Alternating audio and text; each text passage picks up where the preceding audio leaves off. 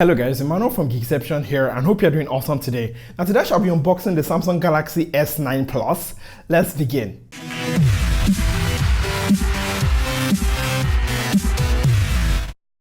And welcome back guys. Now today I shall basically be unboxing the S9 Plus as well as giving you like a 24 hours later.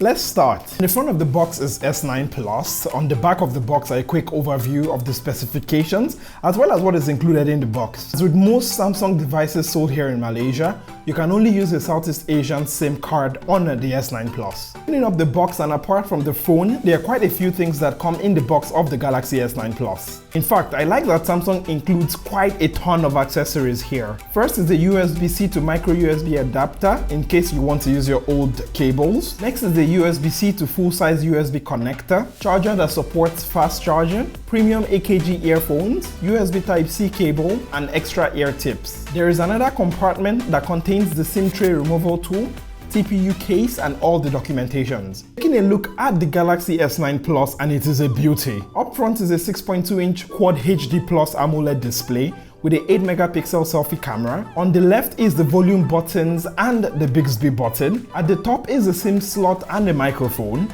On the right is the power button. On the back is glass, which means fingerprint magnet, but also with the advantage of wireless charging. It has 12-megapixel cameras with one standard and one telephoto with a fingerprint sensor underneath. On the bottom is a speaker, charging port, and a 3.5mm headphone jack.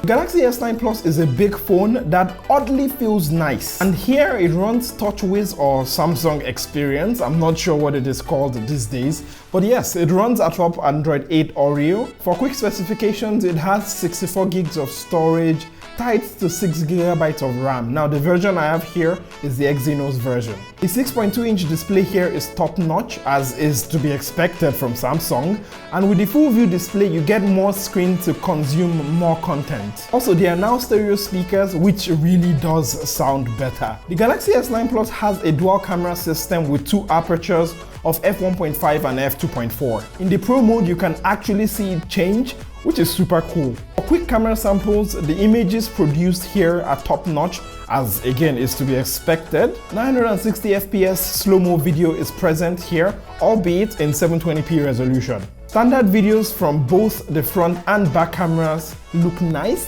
Further testing will definitely need to be carried out. There's also AR emoji where you can create your own custom emojis. Nice in theory, but in practice I don't think I would use it much. Still pretty cool though. Finally, the S9 Plus is a long phone and I still find myself stretching for the notification bar even though I have rather large hands. As regards to price, you can see it on screen right now. It's a flagship phone, so it has a flagship price. You can see conversions for local and regional currencies on screen right now. My 24 hours with the S9 Plus has actually been pretty good, very snappy thus far, and I look forward to testing more features on the S9 Plus. So what kind of videos would you like me to make about the S9 Plus here? Please let me know, leave a comment down there below. Talking of comment, if you like this video, give it a big fat thumbs up. It helps me out. I like it. A thumbs up if there's anything you do not like, anything at all, and subscribe so you don't miss future amazing, wonderful videos. Now, even more importantly than liking or disliking or subscribing, please make sure you take care of your awesome, amazing, wonderful self.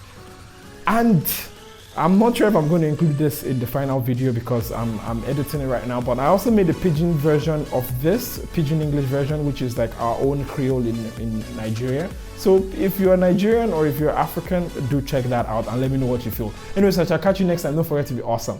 Bye.